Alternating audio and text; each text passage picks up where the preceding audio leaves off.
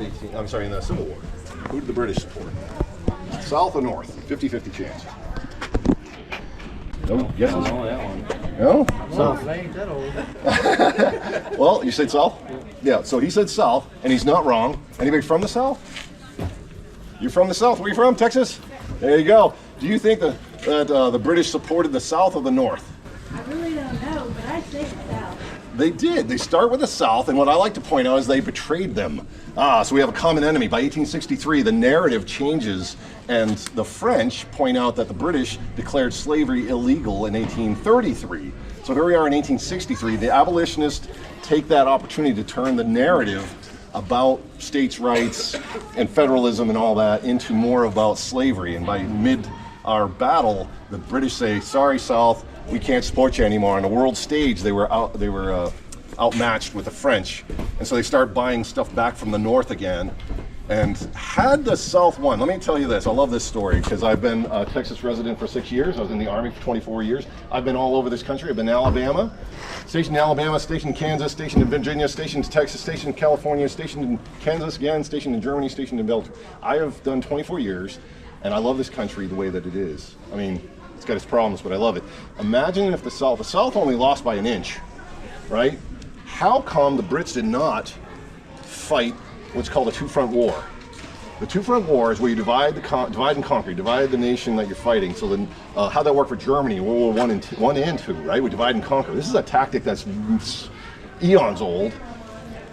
North is fighting the South at the Mason-Dixon line. Why did the Brits not use that opportunity to divide the North? The South would have won. It would have been all over. If the South had won, do you think you'd be standing in America today? Would this be American soil? Nope. This would be Lower Canada. Most of New England would become Canada. You'd have three countries. You'd have the southern country, the South. The North would probably be more out Midwest and a little strip all the way to Ohio. And then New England would have been owned by Britain, and it would have been absorbed into their nation. And so we have problems, but they're not British problems. We'll solve our own dang problems, right? Brits, stay the hell out of our politics. We got our own system, even if it ain't great. We'll figure it out in time, right? So I like pointing that out because if you like this nation, I love America, 50 states, right? It would not have been that, and so there's a reason why the South did not win, and destiny happens the way that it does. And we are where we are today. And I tell people about that so you're not reliving history. I'm not trying to be political. I'm not pointing anything out that, in fact, I love telling about the South have to be better sharpshooters because the British gave them Enfield, not rifles, muskets. Rifling was just coming into advent, right? Rifles get twice the distance, twice the charges, firepower, more accuracy. But the Southerners had to be better shots, sharpshooters. Not that I like pointing out that everybody's dying here, but the South had to be better shots with their muskets than the sharpshooters of the North. They had to go find their own rifles. But as a matter of course, they were actually very skilled sharpshooters. So the South is doing cotton, but they need that as a business model. The North is doing textiles. They're starting to adopt the Industrial Revolution. They've got waterways and water wheels and mechanisms, stuff like that. The South does not. You can't do that same kind of stuff on the crops, which is why the South, I mean, think about it. It comes back to the War of 1812. In 1820, Maine becomes its own state. It joins the Union, it divides from Massachusetts and joins the Union. It's been trying to do that, but it only gets to do that after the Missouri Compromise. What's that? Missouri Compromise, eh? No, that's a purchase, Louisiana Purchase you're thinking, no. Missouri Compromise is when Maine wants to join the Union and they said, no, you can't do it. You need to find a partner state. You want to join as a free state? You need to find a slave state. And they literally called it those terms, free state, slave state. And Missouri was the slave state partner of Maine, and that's what allowed Maine to come onto the Union, was Missouri came on as well. Why did you need to do that? Why did you have to have both the slave state and free state arrive into the Union at the same time? Why is that? Perfect, balance of power, exactly. So we don't have one group making decisions for this nation. We're a fragile nation. We just won our independence in 1779, arguably 82, right? Sometime around there. And we go to war again, and now we're going to war in 1865. When did Maine become a state? 1861. When did Maine become a state? 1820. So 4 decades before we go to war over what is arguably slavery, Maine finally gets to join the Union, but we have to do this equilibrium, this balance of power in Congress and legislation so that one group isn't making all the rules, or this nation would have been divided and been at war back in 1820. So that's why Missouri and Maine had to wait to join until we had this representation in legislation, in Congress. That's, when you know all that stuff, here's another one more. So last time. So the Spanish-American War. We're getting hot here, right? Spanish-American War. The last battle, last and only real war that Fort Knox ever sees is the Spanish-American War. Why did America join the Spanish-American War? Anybody? 1898. In 1898, anybody from Maine? Mainers? No? Remember the Maine. You ever heard that? They tried to steal Remember the Alamo. They tried to steal that, and Remember the Alamo stuck, but Remember the Maine just didn't quite make it. They, who? The Spanish blew up the USS Maine in Havana Harbor, Cuba in 1898. Did they?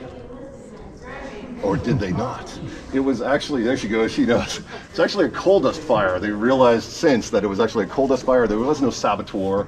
The Spanish are like, why are you kicking our butts? What did we do? You blew up the USS Maine. All right, remember that. So Teddy Roosevelt's looking for an excuse to actually take Havana Harbor. That's what it really was about. And the Maine gets blown up, and so at that time they say, hey, you Spanish, you're bad guys. Now we hate the Spanish too, because they must have blown up the USS Maine. They didn't. 575 soldiers from the 1st Connecticut get stationed here in Maine. That torpedo shed, that visitor center that you guys went to go look at, there's a mock-up of a torpedo in there. What's a torpedo? Ah, I've seen it. It's on a submarine, and it goes a cylindrical-shaped missile thing that goes through the water, right, and blows up other submarines, right? No. In this term, a mine is something that you bump into and it blows up, but a torpedo is something that can blow up remotely. Go check that thing out. It's really cool. You're the oldest guy here I can see, right? I think so. I'm just going to say, since you're born in 1938, is that true? Is that really true? I was kidding. 1938. You look great. So he's the commander, and he says, "Man the torpedoes. Enemy ships on the horizon." Aye, sir. You and I, you're over me. You and I go down to the water's edge, and you're going to tell me which ones you want me to blow up. You say, "All right, Dean, I want you to fire on my command. Number 7 or 14. Where did he come up with those numbers? There's buoys out there. They're floating above these torpedoes. There's 21 mines, torpedoes, out in the harbor, and they have these buoys. And number 14 is right in line with the bad guys. And the good guys go over it, and they bump into it, doink, doink, doink, and nothing goes off. Ah, pretty good. Bad guys hot on the tail. Firing. Number 14. Aye, sir. 14. And on my mark. Aye, sir. On your mark. In 3, 2, 1. I've cranked up a dynamo, an electric charge, and I have a typewriter, and I hit a button. Number 14 on his 3, 2, 1, fire. I press that right at the moment that the ship is above it, and only number 14 goes off at the exact moment you want to, not just some errant thing, and you blow up your ship. Well, let me ask you this. If I drop my phone in the water for just a minute, and I pull it back out, does it work? Maybe. How about an hour? How about a day? How about a week? How about a month? How about a year? After a year, how long would it take before water would get into the casing and make those torpedoes, you know, you've heard this saying, damn the torpedoes, full steam ahead. You've heard that saying? It's actually a Revolutionary War saying. It's from 1776, and I can't remember the commander or the captain, but he wasn't afraid. Why? Because the probability that those torpedoes are going to work, that they're going to actually get ignited at the moment that it wasn't the same mechanism. This I'm talking about 1901. That's a modern. I'm sorry, 1898, 1901. It's a modern dynamo electric charge system. But they would have had something similar that would have been pulling the charges, a friction compound that blows up when you want it to. But he was like, yeah, but the gun cotton's wet or the black powder's wet. It's not going to go off. So he said, damn the torpedoes, because he really wasn't all that. It wasn't as brave sounding as it sounds today. Damn the torpedoes, full steam ahead. That sounds like a real courageous guy, but he was probably like, I ain't worried about those, let's keep moving. And the faster we go, the less likely they'll be able to run. So I just pointed out that 575 soldiers stayed here in Maine, mining that harbor to protect against the Spanish, because we hate those Spanish. The Spanish Empire was in a decline. They weren't going anywhere. They certainly weren't coming to Maine. If you were going to mine any harbor, I think Florida would be a better choice if you're worried about Havana Harbor, Cuba, and the Spanish coming up the coastline, right? So it was kind of a farce, and they didn't even stay in this fort. It was indefensible. They stayed up on the hill behind me, there's no way to protect. After the sailing ship goes away, so look at the flag flying right now, right? Sailing ships, the wind's at your back. This is why this is so formidable. This is actually a really cool fort in 1844 to 1867. What makes it obsolete is the steam engine. Before the steam engine, I have to depend upon the winds, and as the winds are at my back, I'm coming upriver. Well, guess what's happening right now? The tide's going out. You're not going anywhere. The tide's going at 6 knots, the wind's blowing at 3 knots, you are going backwards 3 knots. Yeah, exactly. So you could tell when the bad guys were going to come because it's on the tides or on the wind. And you would call them back, because there's about 150 cannon emplacements. That's 135, but there's 150 cannon emplacements. Each takes 5 guys. It's actually more than that. It's 7 on the, reality is 7. There's 5 to man it, plus a cannonball bearer and a powder monkey. So there's a 7-man crew, sort of, but those powder monkey and the cannonball bearers would be moving between guns. But let's just say 5 times 150 for easy math. That's 750 soldiers. That's just the artillery guys.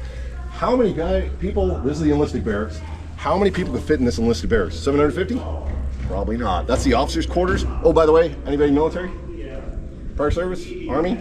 Army beats Navy every time. That's I was both an officer and an enlisted guy.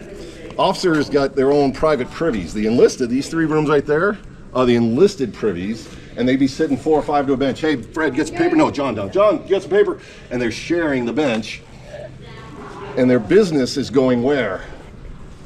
Next to the root cellar. Not quite. The root cellar, that's why I'm glad you pointed that out. The root cellar is the food stores, but look at this wall and look at where those doors are and look where their business goes. And it goes into a septic holding tank, which is only 6 feet away from the food stores. So they didn't actually understand germ theory. They would have died of cholera and dysentery more often than not because of those problems. They didn't even know to wash their hands before cutting off a guy's leg in the Civil War, right? They start learning that. What you're leaning on is the ambulance. That's a mock-up. That's not even a real thing because they wouldn't have had the canvas at the time. Actually, what is your name? Dean Martin. It's Dean Martin, just like the famous Dean Martin. Dean Martin card. Okay. So you've met Dean Martin today. I'm the director for Friends of Fort Knox. Okay.